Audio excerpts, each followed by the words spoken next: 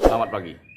Jadi sebelum saya berbicara tentang isi konten saya, tema utamanya, saya mohon waktu Anda sejenak untuk menonton video berikut ini sebagai referensi atau menginjeksi pikiran Anda ke arah yang positif dan kuat. Silakan. Kau tidak boleh mengabdi kepada segelintir orang, apalagi kau membela antek-antek asing. Pri. Apalagi kau bela-bela antek asing.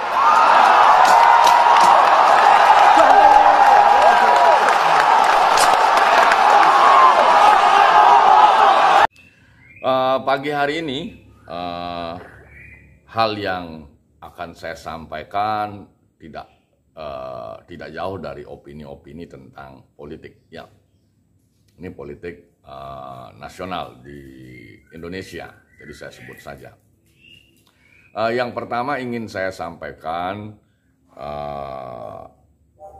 bahwa Pilpres 2014, Pilpres 2019, saya konsisten memilih Prabowo di TPS. Yaitu karena peristiwa sudah lewat, bolehlah saya bicara itu. Karena sudah lewat. Jadi 2014, 2019, tahun 2014, 2019, saya konsisten memilih Prabowo di TPS. Dan bahkan ya saya rasakan sendiri banyak yang mencibir karena pada masa itu di tahun 2014-2019 di Bali ini kecenderungannya memang 90% pemilih Jokowi ya. Tapi tidak apa-apa karena sejak itu saya memiliki pikiran bahwa tidak apa-apa saya kalah, tetapi yang penting saya tidak salah memilih. Itu catatan kritis yang ingin saya sampaikan. Nah, dari peristiwa tahun 2014-2019 Pilpres itu menunjukkan bahwa saya komitmen terhadap Prabowo ya. Dan beliau tampil lagi di 2024 ini. Sebenarnya saya masih komit. Nah, cuman pikiran saya, opini saya, karena pasangannya yang diajak tandem ini tidak masuk, tidak pas dengan saya, maka saya beralih ya. Tapi bukan berarti saya tidak senang, tidak suka dengan Pak Prabowo. Saya pendukung garis keras ya. Nah, karena itulah makanya saya membuat konten pada pagi hari ini. Jadi poin tujuan konten saya ini justru untuk menguatkan Pak Prabowo kembali. Ya, saya tentunya senang Pak Prabowo dilantik, terpilih dan dilantik menjadi presiden, sangat senang ya. Meskipun saya di 2024 ini karena pasangannya saya ke lain pilihan ya, karena pasangannya. Nah, itu yang menjadi poin pentingnya. Garis bawahnya apa? Benang merahnya, saya pendukung keras Pak Prabowo ya. Mudah-mudahan beliau berakhir masa jabatannya mampu menunaikan tugasnya sampai selesai. Kemudian harapannya juga bisa terpilih kembali tentunya. Tetapi harapan saya tidak dengan pasangan yang sekarang ya, harapan saya. Nah, berkaitan dengan poin ini, saya ingin menyampaikan opini saya kepada Pak Prabowo dan tim suksesnya, ring satunya. Jadi sekian tahun saya bergelut dengan politik ya, sebagai pengajar di Fakultas Ilmu Sosial Ilmu Politik dan terus belajar tentang politik pemerintahan termasuk strategi politik. Mazhabnya hanya dua politik itu, mazhab Gandhi atau mazhab Machiavelli. Itu benang merahnya di sana ya. Nah, kalaupun ada Chanakya termasuk guru politik ya. salah satu profesor pertama mungkin di India. Chanakya, penulis Arthasastra itu. Tapi beliau menulis tidak hanya politik santun, tetapi juga politik Machiavelli. Justru lebih lebih keras lagi kalau politik garis kerasnya Chanakya. Tapi Chanakya menulis tidak hanya politik santun, tetapi juga bagaimana menghancurkan lawan. Tidak main-main kalau konsepnya Chanakya. Bahkan bahasanya itu menghabisi lawan, membunuh lawan. Ya, kalau tidak salah, silakan dikoreksi. Tapi saya baca seperti itu konsepnya Chanakya. Nah, dua referensi ini, jadi katakanlah mazhabnya Gandhi, kemudian mazhabnya Machiavelli, yang di tengah-tengah ada Chanakya. Nah, Presiden Prabowo harus memahami konsep ini. Mudah-mudahan orang-orang yang di dekatnya mampu memberikan penjelasan-penjelasan secara komprehensif. Karena kekuasaan bukan hanya di masa sekarang, bahkan sejak ada peradaban itu kekuasaan itu banyak yang menginginkan. Bahkan bisa dikatakan semua orang di muka bumi ini ingin berkuasa, ya, ingin mendominasi, ya. Satu orang ingin mendominasi semua orang. Itu ketika kita berbicara kekuasaan. Bahkan semua orang menginginkan itu, cuman karena ada yang mampu mengukur dirinya, ada yang memahami dirinya, dia tidak punya jalur ke sana, maka tidak semua bisa mengejar kekuasaan itu. Nah, sekarang Pak Prabowo, Presiden Prabowo, ya, jadi beliau ini kalau saya nilai memang dicetak di Lembah Tidar, ya, di Lembah Tidar, Magelang itu. Jadi memang Lembah Tidar itu salah satu tempat mempersiapkan pemimpin-pemimpin bangsa. Selain di Lembah Tidar ada Lembah Manglayang namanya. Ya silakan Anda searching di Google apa itu Lembah Manglayang. Jadi memang kepemimpinan itu teorinya itu ada beberapa teorinya. Teori karena kelahiran, teori karena dididik, ya, teori karena keturunan. Nah, Presiden Prabowo ini tidak hanya karena keturunan dia punya jiwa kepemimpinan, tetapi dia juga melalui proses pendidikan awal di Lembah Manglayang itu. Maka dari itulah saya pribadi di 2014 itu ngesor bahasanya orang Medan itu. Suka sekali dengan Prabowo, ya, terlepas pro kontra kurang lebihnya. Tetapi di antara paslon-paslon itu, ya, apalagi jika disandingkan dengan Mulyono, jauh panggang dari api. Makanya saya katakan saya pendukung garis keras Prabowo.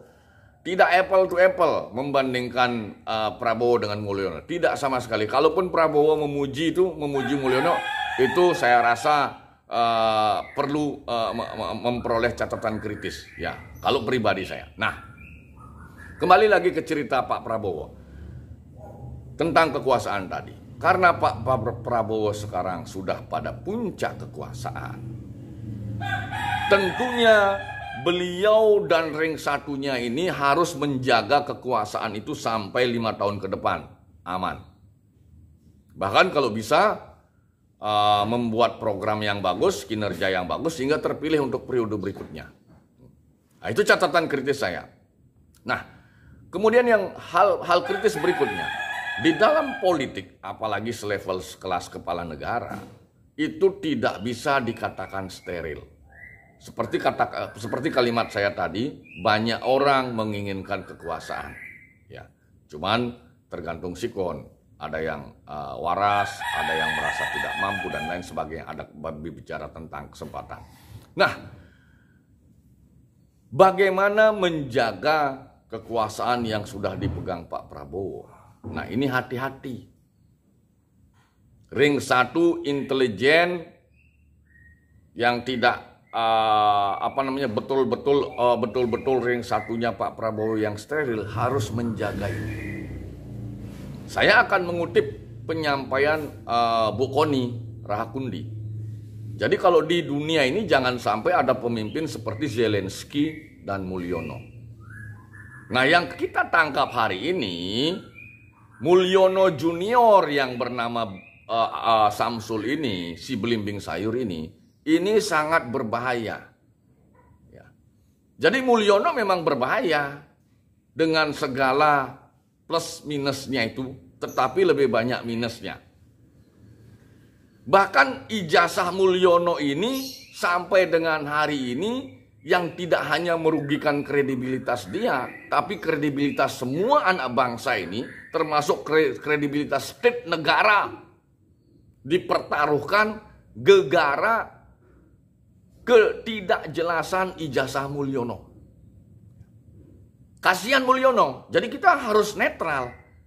Mulyono dan keluarganya ketika terjadi ketidakjelasan sampai dengan hari ini perihal ijazahnya, kasihan mereka sekeluarga, nggak jelas. Nah, sebenarnya ini juga menjadi PR besar.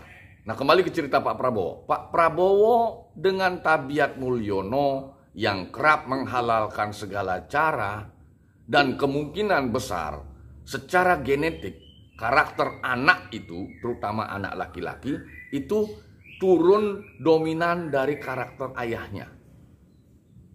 Nah, jadi ini tidak bisa dikatakan, ini tidak bisa dianggap main-main oleh Pak Prabowo dan ring satunya. Tabiat Mulyono dan Samsul ini. Karena permasalahannya banyak, ya. Cuman masih banyak orang-orang di negeri ini yang belum waras 100%. Masih cinta buta, ya. Nah, ini persoalan yang harus kita tangkap. Jadi poin penting yang akan saya sampaikan melalui vlog ini, Pak Prabowo, Presiden Prabowo, dan ring satunya. Referensi Anda adalah konsep politik yang jelas. Pilih jalan Gandhi, pilih jalan Machiavelli, atau pilih jalan Chanakya. Jadi kalau kita berbicara tentang keselamatan penguasa, kekuasaan, keselamatan raja, pilihannya hanya ada dua.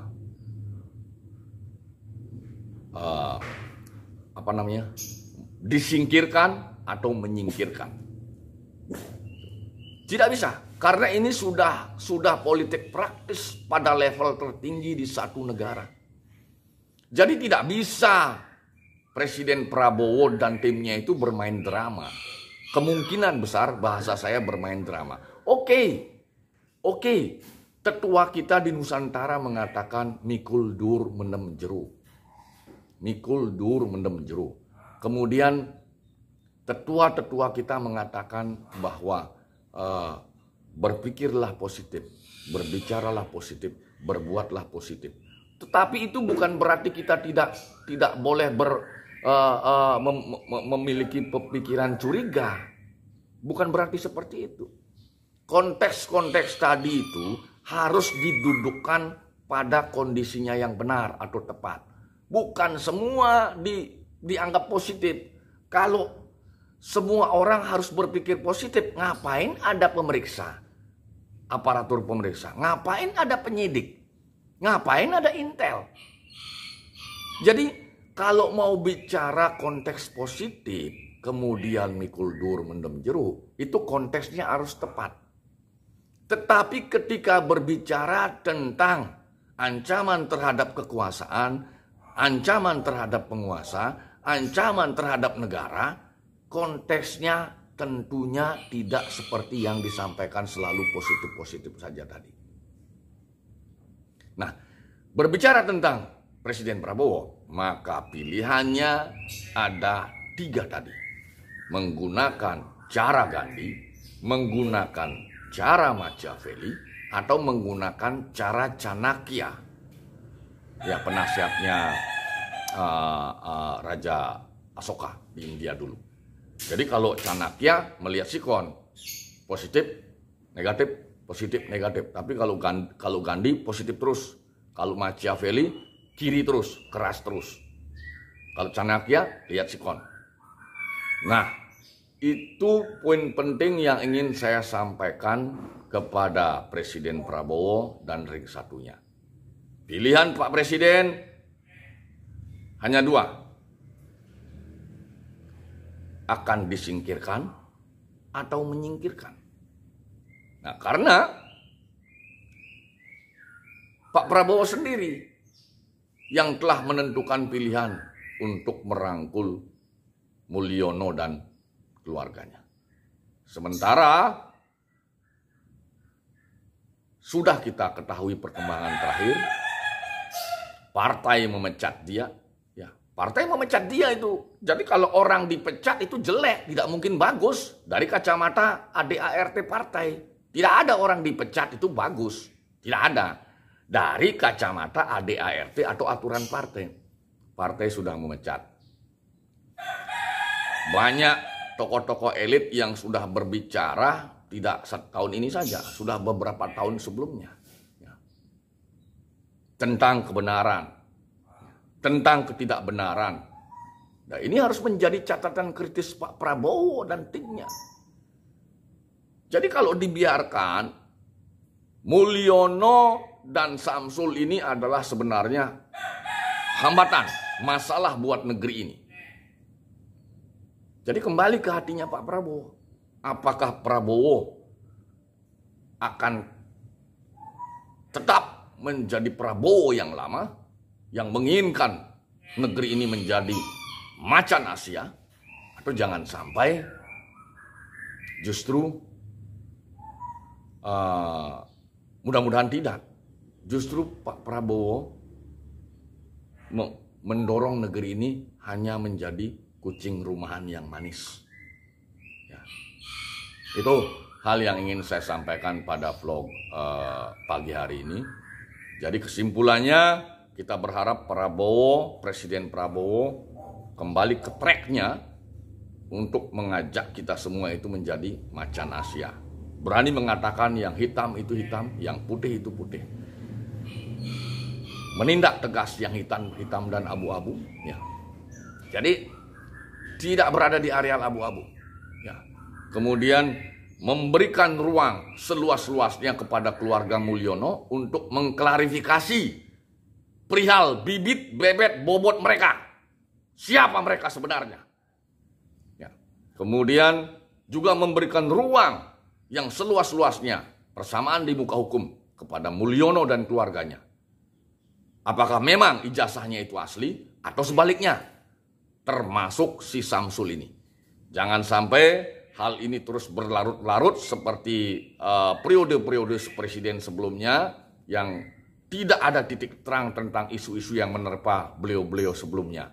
Jadi harapan saya dengan dedikasi beliau, pengalaman berorganisasinya, berbagai pengalaman yang dimiliki Presiden Prabowo, dan saya percaya itu beliau pasti akan memberikan yang terbaik untuk negeri ini, untuk anak bangsa ini. Mungkin demikian. Selamat pagi. Saya akhiri dengan menyampaikan Prama Santi. Om Santi Santi Santi Om. Assalamualaikum warahmatullahi wabarakatuh. Salam sejahtera untuk kita semua. Salam Namo Buddhaya.